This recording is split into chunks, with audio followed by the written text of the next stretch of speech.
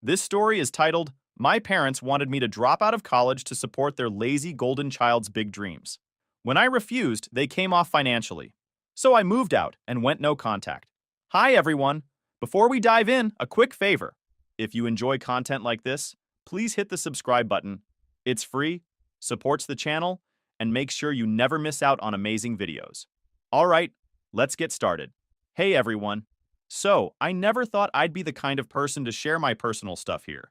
But after seeing how many of you open up about your stories, I figured I'd give it a shot and share mine too. I'm a 20-year-old guy in my second year of college, and somehow I've found myself in this weird, messy situation with my family. It's the kind of thing you think only happens in movies, but nope, this is real life, and I'm living it. If nothing else, maybe writing it all down will help me make sense of things. All right, here's the backstory. I grew up in a smallish town where my family ran this bakery that's been around forever. I'm talking decades. It was originally started by my grandparents, and my parents took over after they retired. It's the kind of place everyone in town knows about, not because it's fancy or anything, but because it's always been there. People go for the same bread, pastries, and coffee they've been buying since they were kids. For my parents, the bakery isn't just a business, it's their whole life. They've poured everything into it. Late nights, early mornings, holidays, it doesn't matter. My mom would always say, "This bakery is the heart of our family," and my dad would go on about how it was our legacy. As a kid, I helped out here and there, mostly because I had to. I'd sweep floors, refill the pastry case, or bag up orders. Nothing too serious, but it was enough to give me an idea of how much work goes into running a place like that.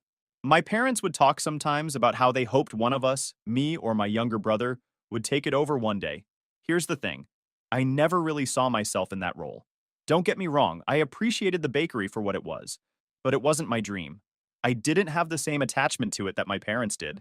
I was more focused on school and figuring out my own path. Then there's Trevor, my younger brother.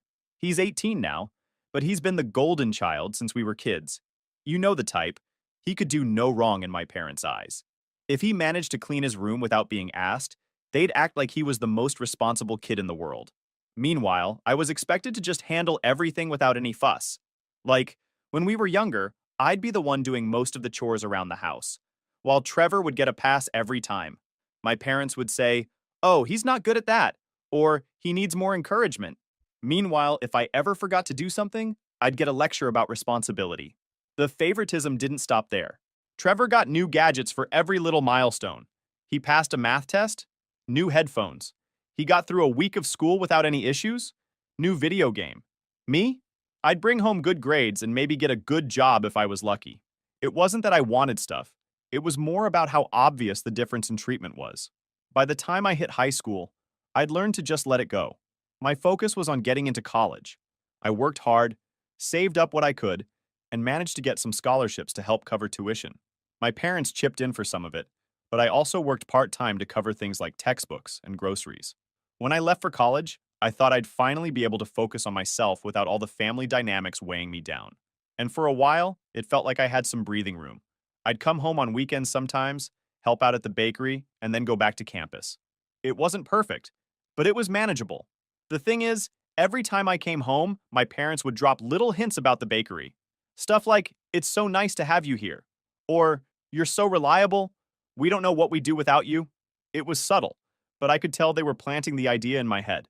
Trevor, on the other hand, was barely around. He'd pop in for an hour, maybe mess with the register or eat a croissant, and then disappear. If I ever brought up how Trevor is not really doing anything to help, my parents would immediately brush me off. "He's still young and trying to figuring things out," they'd say. "He's not ready for that kind of responsibility." It didn't make sense to me, but I stopped arguing because it always ended the same way with me feeling like I was being unreasonable for expecting him to pull his weight. Anyway, things were going fine during my second year of college. I was staying on top of my classes, working a part-time job, and feeling like I was starting to get a handle on my future. Then, one weekend, I decided to go home for a visit. I figured it'd be like any other visit. Eat a home-cooked meal, maybe help out at the bakery for a bit, and then head back to campus. But when I got there, the whole vibe was different. My parents sat me down in the living room with this super serious energy, like they had something big to tell me. Trevor was sitting off to the side, scrolling through his phone and barely paying attention. And then they hit me with it. My mom spoke first, her voice firm. "Look, we're short-staffed. Your father and I can't handle it alone, and we've decided it's time for you to step up and take your place in the family business. We want you to drop out of college. The bakery needs you. I froze for a second, trying to figure out if I'd heard her right. My dad leaned forward, like he was doubling down before I even had a chance to respond. Trevor's not ready yet. He's still figuring things out. But you're reliable, responsible. You've always been the one we could count on. I didn't know what to say at first. I wasn't sure if they were expecting me to smile and say, sure, I'll just throw away everything I've been working for, or if they actually thought this was a reasonable request. Either way, I needed a second to let it sink in. Finally, I managed to ask, you want me to… what? Drop out of college? My mom nodded like it was the most logical thing in the world. We need someone we can trust at the bakery full time. We can't keep running it on our own, and hiring help isn't an option right now. You could go back to school later, maybe in a few years, when things are more stable. I looked at Trevor, who was sitting there with his headphones half on, scrolling through his phone. He hadn't even looked up. And what about him? I asked, trying to keep my voice steady. Why can't he help? My dad jumped in before my mom could answer. Trevor will help, eventually, but he's still young. He hasn't figured out yet what he wants to do. I couldn't believe what I was hearing. He's only 2 years younger than me, I pointed out. Why does he get time to figure things out, but I don't? Why do I have to give up everything while he just hangs out? Trevor finally looked up, smirking like this whole thing was some kind of joke. I'm not really cut out for the bakery life, he said casually. I've got bigger plans. I turned back to my parents, waiting for them to say something. Anything that made sense. Instead, my mom gave me this look, like she was disappointed I wasn't immediately on board. You know how much the bakery means to this family, she said. We've sacrificed so much to keep it running and provide for you. It's time for you to give back. Give back? I repeated, my voice rising a little. I've been working hard to build a future for myself. I've been paying for part of my own tuition, working part-time, keeping my grades up, and now you want me to just throw it all away because Trevor isn't ready? How is that fair? My dad's face darkened. This isn't about fairness, he said sharply. It's about family. The bakery is our legacy. Without it, we have nothing. I felt my stomach twist. Then hire someone, I said, trying to keep calm. You don't need me to do this. There are plenty of people who'd love a job. My mom shook her head. We can't afford to hire anyone right now. Things are tight, but if you come back and help, we can turn things around. We're not asking you to do this forever, just until we're back on our feet. I felt a surge of disbelief. So you expect me to drop out of college and work for you without even getting paid? How does that make any sense? I asked, my voice rising slightly. My dad's face flushed with anger. You're so selfish, he snapped. We've done everything for you. Paid for your education, put food on the table, gave you a roof over your head, and now, when we need you, you're turning your back on us? You think the world owes you something just because you're in college? That's when it hit me. They'd already made up their minds. This wasn't a discussion. It was an ultimatum. They weren't looking for my input. They were just waiting for me to fall in line. I'm sorry, I said, my voice trembling as I fought to steady it. But I'm not dropping out of college. I've worked too hard to get here. I'm not giving that up. My dad's expression hardened. If you don't want to be part of this family, that's your choice, he said coldly. But if you walk away now, we're done supporting you. Do not expect from us the tuition. No more rent and no more anything. You're on your own. They knew I couldn't easily pay the rest of my college fees on my own. But I swallowed my fear. This was too big a demand to roll over and comply. I looked at my mom, hoping for some kind of reassurance. Some sign that she didn't agree with him. But she just nodded. She looked disappointed. We sacrifices so much for your education already, she said. This is the least you could do in return. Trevor, of course, couldn't resist throwing in his 2 cents. Guess you're not as reliable as they thought, he said with a smirk. I ignored him. My hands were clenched into fists, and I could feel this knot in my chest that wouldn't go away.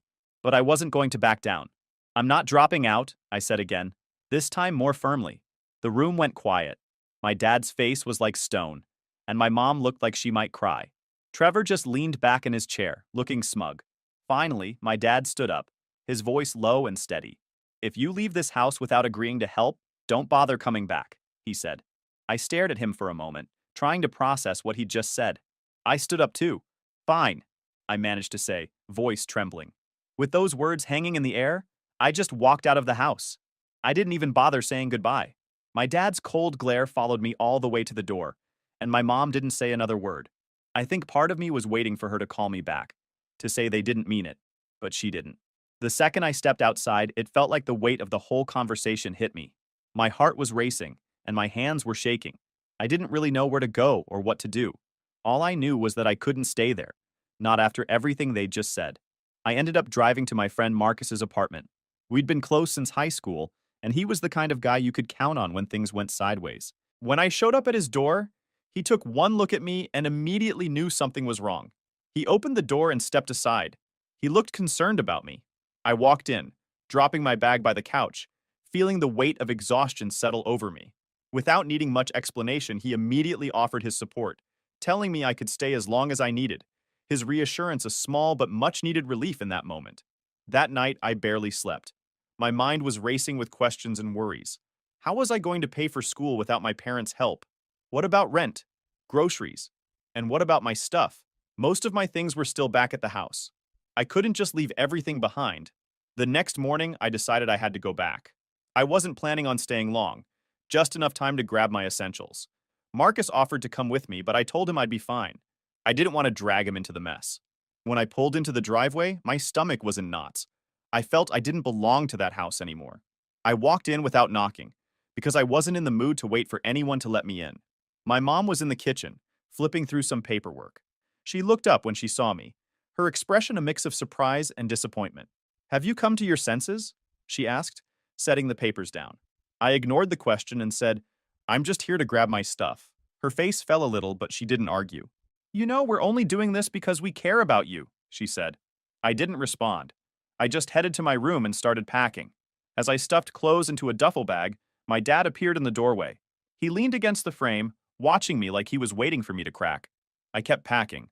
"I don't see how staying here and giving up everything I've worked for is the better option," I said without looking at him.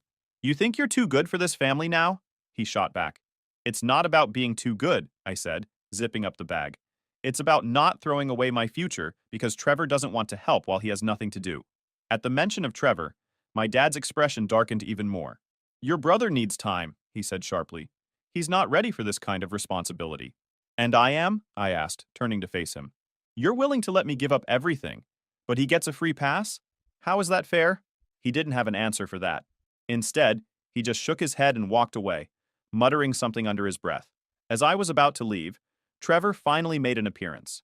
He was coming out of his room, earphones still dangling around his neck, and gave me one of his trademark smirks. "Leaving already?" he asked. I didn't answer. I was not in the mood for his nonsense. "Well, don't let the door hit you on the way out," he said, laughing. I turned to him, my frustration boiling over. "You know, this is your mess too. Maybe if you actually stepped up for once, none of this would be happening." He rolled his eyes. "Not my problem." I didn't have the energy to argue with him. I slung my bag over my shoulder and headed for the door. My mom was waiting in the hallway, tears in her eyes. "If you leave now, don't expect us to help you anymore," she said, her voice trembling. "Remember, no tuition, no rent, nothing. You'll be on your own." "I figured as much," I said, trying to keep my voice steady. With that, I walked out. The drive back to Marcus's place was quiet, but my brain wouldn't shut up. I kept replaying the whole mess with my parents, second-guessing every word I said. Sure, I knew I made the right call by standing my ground. There was no way I was throwing away everything I'd worked for. But, honestly, I was scared out of my mind. What if I couldn't keep up with rent or tuition? What if this whole thing backfired? The idea of being completely on my own for the first time felt way more real now, and it was terrifying. By the time I pulled into Marcus's driveway, I realized my hands were gripping the wheel like it was the only thing holding me together. For now, I just need a moment to breathe and figure out what comes next. I'll keep you guys updated. Update 1. Hey everyone. I thought I'd post an update since things have gotten even messier since the last time I shared. I'm still processing everything, but writing it out here helps me think straight. So thanks for reading. After leaving my parents' house with everything I could grab, I crashed at Marcus's place for the night. I didn't have a solid plan yet, but I knew one thing for sure. I wasn't going back. No way was I giving up my future to clean up their mess. Well, the next day, my parents wasted no time making good on their threats. When I woke up, I realized my phone line had been cut off. I couldn't call or text anyone until I got a prepaid plan set up. On top of that, my rent payment bounced because my mom had apparently canceled the auto pay they'd been handling. It was like they wanted to remind me at every turn that I was on my own now. It felt petty and calculated, like they were trying to make me second guess my decision. I won't lie. It worked for a second. There was a moment where I thought, maybe it's easier to just go back and do what they want. But then I remembered the way my dad looked at me, like I'd failed him, and the way Trevor smirked, as if he knew I'd eventually cave and save the day. That snapped me out of it. I scrambled to figure things out. First, I went to a nearby store and got a cheap prepaid phone plan. It wasn't great, but at least I had a way to communicate again. Then I started going through all my bank accounts and other bills to make sure my parents couldn't mess with anything else. I didn't realize how much they had access to until I started digging. It was overwhelming, but I couldn't afford to miss anything. By the end of the day, I'd managed to untangle most of it. Rent, utilities, my car payment, all of it was now in my control. It felt like I was cleaning up after a storm, but at least I was making progress. The bigger issue for me at that time was money. My part-time job at the diner barely covered groceries and textbooks before all this happened. Now I had to figure out how to stretch that income to cover rent, utilities, and everything else. I talked to my manager and asked if I could pick up more shifts. He was hesitant at first since the schedule was already tight, but he eventually gave me a few extra hours. It wasn't much, but it was a start. Next, I went to the financial aid office at school. Explaining my situation to them was tough. I hated feeling like I was begging for help, but they were surprisingly understanding. The advisor I spoke to helped me apply for an emergency scholarship and a small personal loan. It wouldn't cover everything, but it eased some of the pressure. Meanwhile, my parents started blowing up my social media. Since they couldn't reach me by phone anymore, they sent me a barrage of messages through Facebook and Instagram. My dad's messages were short and to the point. "You're being selfish. Come back and fix this mess." My mom's were all about family and how I was tearing them apart. And then there was Trevor. He only sent one message, but it was enough to make my blood boil. "You're so stupid for not taking the easy path," he wrote. "You're just making your life harder for no reason." Easy path? This guy had the nerve to call it easy when he hadn't done a single thing to help the bakery. He had no idea what it was like to juggle school, work, and now all these unexpected bills. He was sitting at home, doing nothing, while I was out here trying to keep my head above water. To make things worse, my parents started spreading their version of events to the extended family. I found out through an aunt that my dad had been telling people I'd abandoned the bakery and left them in a tough spot. He painted me as this ungrateful kid who didn't care about the family or our legacy. My aunts and uncles on my dad's side completely bought into my parents' version of the story. They started messaging me, saying things like I needed to step up and do the right thing for the family. It was frustrating but not surprising, considering how close they are to my parents. A few cousins, though, were more skeptical and reached out to hear my side of things. I told them the truth. My parents wanted me to throw away my future so I could bail out Trevor, who wasn't even willing to lift a finger to help with the shop. Some of them believed me and said they understood, but others still seemed to think I was the selfish one, which stung more than I expected. It was exhausting. I felt like I was fighting battles on every front, financially, emotionally, and even with my own family's perception of me. I tried to stay focused on what I needed to do, but there were moments where it felt like too much. At one point, I overheard Marcus on the phone with someone explaining my situation. When he hung up, he turned to me and said, "You know, you're doing better than most people would in your shoes." I didn't feel like I was doing well at all, but hearing him say that helped a little. Over the next few days, I started piecing together a plan. I made a strict budget and cut out every unnecessary expense. No more takeout, no streaming services, nothing that wasn't essential. I started looking into other part-time jobs that might pay better or give me more hours. Even with all that, it was clear I wasn't going to make it through the semester without some serious sacrifices. Tuition was still looming over me, and while the emergency scholarship and loan helped, they didn't cover everything. My parents kept sending messages, though the tone shifted slightly. My dad's messages stayed firm and demanding, but my mom's became more desperate. She wrote things like, "Trevor isn't handling the pressure well," and "We really need you to come back before it's too late." They made it sound like the bakery was on the brink of collapsing.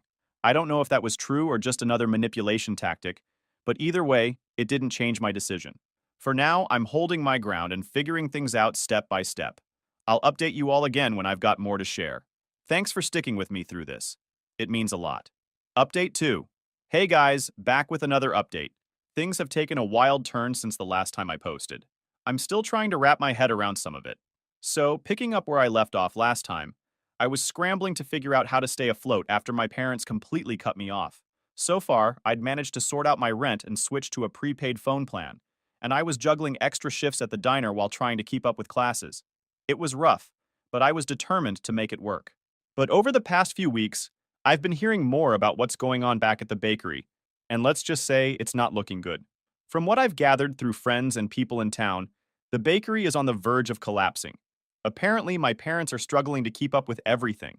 The shelves aren't stocked like they used to be, and customers are noticing the decline in quality. One of my friends, Chloe, who drops by the bakery occasionally, told me that the vibe there has completely shifted. My parents seem stressed all the time, snapping at each other and at customers. She said it feels like they're barely holding things together. At first, I thought it was just the natural consequence of them losing an extra pair of hands. I mean, I did a lot when I helped out, so it made sense that they'd be struggling without me. But then I started hearing whispers about some bigger issues: financial problems, unpaid invoices, and even rumors that they might be in debt. It was hard to hear, honestly. Despite everything that's happened, I don't want to see the bakery fail. It's been a part of my life for as long as I can remember, and I know how much it means to my parents. But as more details started coming to light, I realized there was a lot more going on than I initially thought. Things got really messy. One day, Chloe mentioned seeing a notice posted on the bakery's door about a missed payment.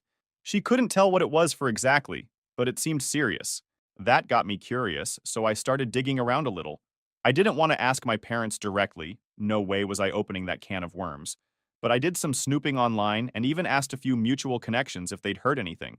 Eventually, I stumbled across something that made my stomach drop. It turns out my parents had taken out a massive loan a while back, using the bakery as collateral. The loan itself wasn't entirely surprising. I mean, small businesses do that sometimes. But what caught my attention was why they did it. At first, I thought it was just to keep the bakery running. Maybe they needed extra funds to cover supplies or expand the business. But then I found out the real reason: Trevor. Apparently, my parents weren't just trying to save the bakery, they were trying to fund some big secret plan for him. From what I can piece together, Trevor had convinced them he had these big plans and brilliant business idea. He wanted to start his own high-end gaming cafe. I don't even know how they listened to him. He had no real experience or qualifications to back it up. He's just cobbled together buzzwords and flashy ideas from things he's seen online, assuming they'll make him rich. I found out about this when I came across some documents at Chloe's place. Long story short, she has a friend who used to work with my parents, and they shared some old paperwork that got left behind. One of the documents was a loan application that mentioned Trevor's name and outlined his vision for a new business. It gets worse. The loan wasn't just tied to the bakery, they had also mortgaged part of their home to secure the funds. They were banking everything on Trevor's so-called big plans. I couldn't believe it. They were willing to risk their entire livelihood to support his dream, even though he'd never shown any real responsibility or commitment to anything. Looking back, it all started to make sense. The pressure they were putting on me to quit school and help at the bakery wasn't just about preserving the family business, it was about covering for Trevor's failure. They needed me to step in and keep the bakery running while they funneled money and resources into his project. I don't know why they didn't just tell me up front. Maybe they were embarrassed, or maybe they thought I'd refuse outright if I knew the truth. Either way, it felt like another betrayal. They were willing to throw my future under the bus to prop up Trevor, and they didn't even have the decency to be honest about it. The more I thought about it, the angrier I got. I've been busting my ass to make ends meet, all while they've been bending over backward to support Trevor's pipe dream. And where's Trevor in all this? Nowhere to be found. From what I've heard, he's barely involved in the bakery anymore, and his big plans haven't gone anywhere. It's infuriating, but it also solidifies something I've been feeling for a while now. I made the right decision by walking away. If I'd stayed, I would have been nothing more than a band-aid for a problem I didn't create. That said, it's not easy knowing the bakery is in such bad shape. Like I mentioned earlier, it's been a huge part of my life, and I know how much blood, sweat, and tears my parents put into it over the years. But at the same time, I can't help but feel like this is a mess they created by putting all their eggs in Trevor's basket. For now, I'm focusing on keeping myself afloat. I've managed to settle into a routine with school, work, and budgeting, but there's still a long way to go. I don't know what's going to happen with the bakery, and honestly, I don't know if my relationship with my parents can ever fully recover after this. I'll update you all again when I have more to share. Thanks for sticking with me. It means a lot. Final update. Hey again, this will probably be my last update. Things have escalated to a point where I've had to make some tough decisions, and I think it's time to finally close this chapter of my life. Thanks to everyone who's been following along and offering support. It's helped more than I can say. So, last time, I mentioned finding out about the loan my parents took out and how it wasn't just to keep the bakery afloat. It was to fund Trevor's so-called big plans. That discovery alone was hard enough to process. I'd already been dealing with the fallout of being cut off and trying to piece my life together, and knowing that my parents were risking everything for Trevor while expecting me to sacrifice my future just made it worse. I hadn't spoken to my parents or Trevor directly since I left. Most of our communication had been through their guilt-laden messages on social media. But out of nowhere, my mom called me last week. She used a number I didn't recognize, probably because I'd blocked her main one, and I almost didn't answer. I wish I hadn't. She sounded tired and on the verge of tears, which threw me off right away. For a moment, I thought she was finally ready to apologize, or at least acknowledge how unfair everything had been. But no, the first words out of her mouth were, "We need you to come back." I stayed quiet, letting her talk. She went on about how the bakery was in trouble and how Trevor's big opportunity hadn't worked out the way they'd hoped. She didn't go into much detail, but it was clear that whatever dream he'd sold them on had fallen apart. Then she hit me with "Trevor's struggling," she said, her voice breaking. "He's not handling the pressure well. Your father and I are doing everything we can, but we can't do this without you." I couldn't believe what I was hearing. Even after everything, they were still prioritizing Trevor's needs over mine. They weren't calling to check on me or make amends. They just wanted me to come back and clean up their mess. "Why would I do that?" I asked, trying to keep my voice steady. "You cut me off, told me I wasn't part of the family anymore, and now you expect me to come back like nothing happened?" She started crying, saying things like, "We didn't mean it," and "You know we've always cared about you." But when I pressed her about the loan and Trevor's involvement, she got defensive. She claimed they were just trying to help him find his path, that they believed he had potential, and that sometimes you have to take risks for family. I told her that risking the bakery and their home on Trevor's pipe dream was reckless, especially when he had no real experience or track record. She didn't have much to say to that, except, "We thought it would work out." That's when my dad got on the phone. He was angry. He accused me of abandoning them and said I was being selfish for refusing to help. "This family raised you, gave you everything, and now you're turning your back on us when we need you most," he said. I snapped. "You didn't need me when you decided to mortgage the bakery for Trevor. You didn't need me when you cut off my tuition or canceled my rent payments. You only need me now because you're out of options, and Trevor can't fix this mess."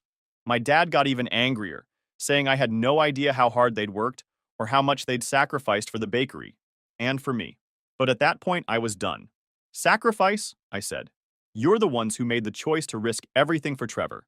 You didn't ask me what I thought, and you didn't care what it cost me. So don't sit there and act like I owe you anything." I hung up before he could say anything else.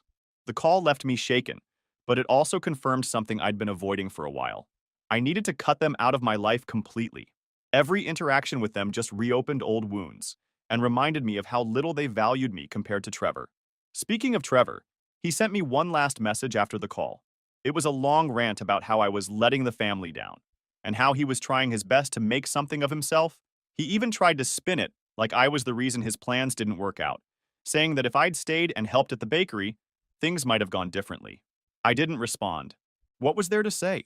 He'll never take responsibility for his actions, and I'm done wasting my energy on someone who can't even acknowledge how much damage he's caused. So, here's where I'm at now. I've blocked all of them. My parents, Trevor, even the meddling relatives who keep trying to push me into doing the right thing. I've deleted them from social media, changed my phone number again, and told my close friends to ignore any messages they might get from my family. It's not an easy decision, and I know there will be days when it feels lonely. But I can't keep putting myself in situations where I'm treated like a backup plan or a scapegoat. I'm currently focusing on my studies, keeping up with work, and slowly rebuilding my confidence. It's not perfect, and it's definitely not easy, but it feels like the right path. Thanks again to everyone who's read and supported me through this journey. Your kindness and advice have meant more than you know. I'm signing off now, but if you're ever in a situation like mine, just remember, you're allowed to put yourself first. Take care, everyone.